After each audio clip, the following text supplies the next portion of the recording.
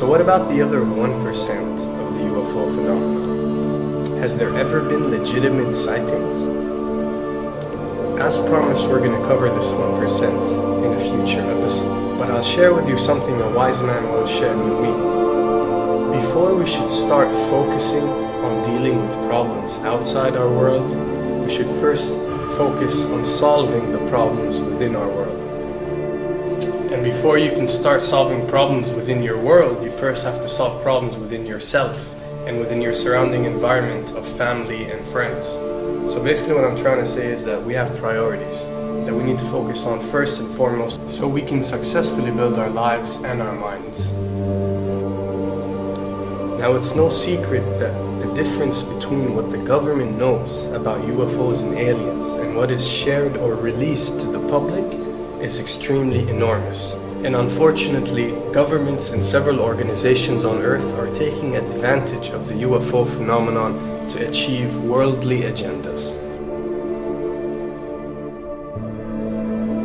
So why do we see particle beams, huge ones, firing at things that are, you were saying 200,000 Gs? Yep. I mean, go over that.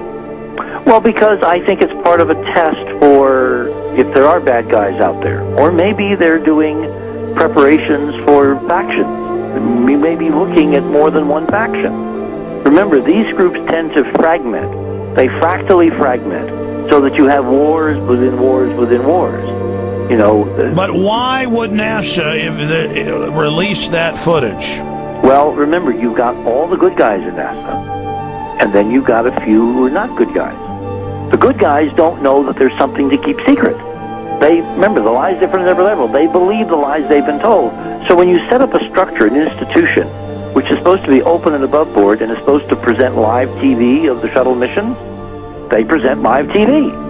Now, the controllers can't say, oh, well, you can broadcast this, but you can't broadcast that.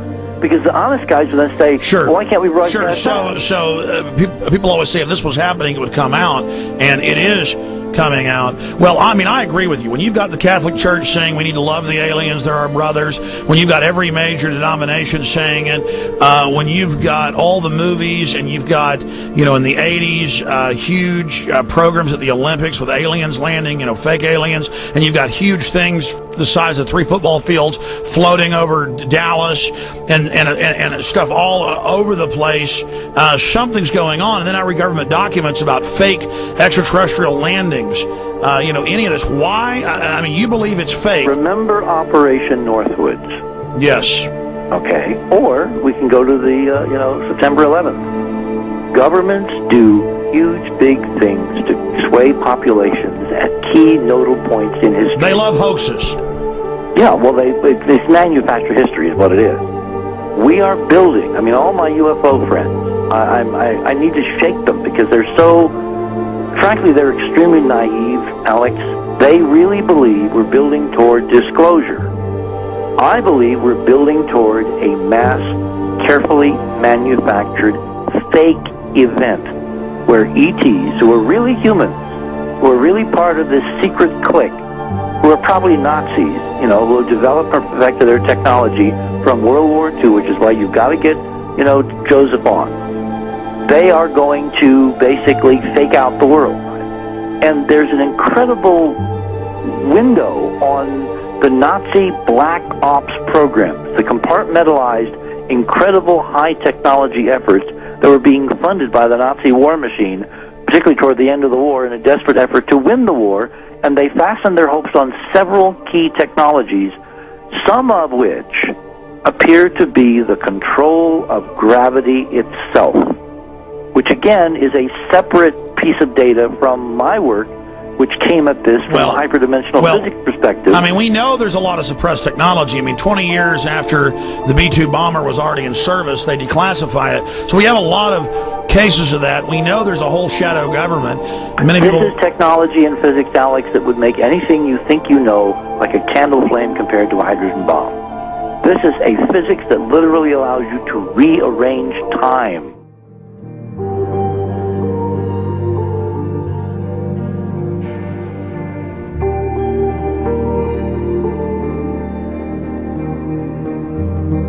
But I mean, imagine you've got all these compartments in these pyramids within pyramids of compartmentalization. That's why that's the New World Order symbol.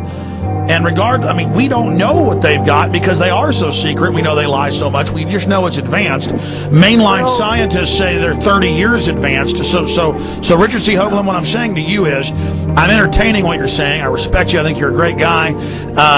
My only issue is, like you said, dealing with what we know they could be up to. The fact, Alex, we have done experiments. We have our own data. We have experiments now from the Soviet Union. 30, 40 years when the Iron Curtain came down, when Glasnost finally prevailed, a huge amount of stuff was declassified from the KGB as well. And we now have put this data together. We not only know what the physics is, we know what it can do, we know what it's based on, we know how to make it work. We've seen in our own experiments ample evidence. We've seen experiments across the American landscape and even in Europe that vindicate various parts of this. And the latest thing I'm working on, it looks like von Braun himself was deeply involved in some of this early physics experimentation, but they're keeping all the good stuff for themselves. The reason is that if we got access to the good stuff, if we got access to the technologies, the energy, we wouldn't be worried about $4, $5 a gallon gas or $10 a gallon gas. We would live like people are supposed to live, all 6 billion of us, who could live lightly on the earth, Alex, with this technology. And live longer. Absolutely, and better, and, you could live to 200-300 and have the virility of your 20s and 30s. There's extraordinary medical breakthroughs. There's extraordinary physics breakthroughs, technology breakthroughs, energy. It's all been kept away. Think about it. We're already on a planet hurtling through space, all these wonders around you, and you've been taught it's bizarre to question, and that's because there's so many kooks in the alternative movement who do talk about ridiculous, Hollywood-style green men, instead of really looking at the shadow government and all these crazy secret societies that are admittedly running NASA and the shadow government. Now, ladies and gentlemen, during this talk that I'm going to give you, I'm going to explain to you the history of this phenomenon, who the secret government really is, and I will name them by name, beginning group, the study group. I will tell you who they are today. I'm going to tell you what this is all about. I'm going to tell you who's selling drugs to your children, and I'm going to tell you why the United States government is afraid for you to find out what the truth is regarding UFOs.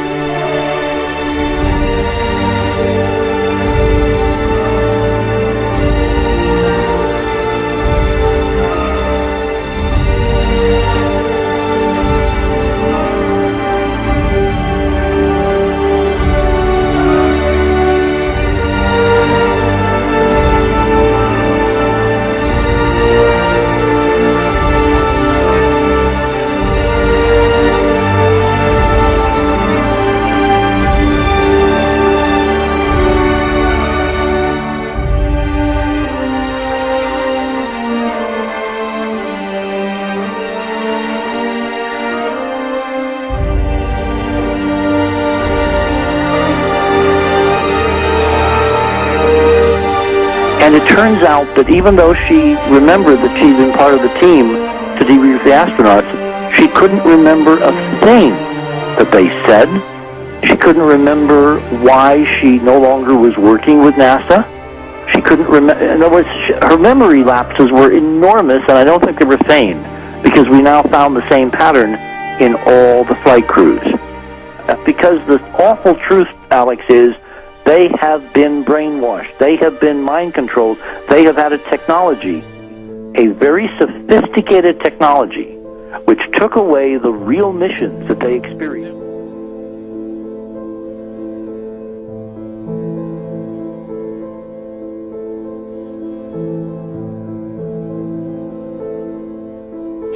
Sorry.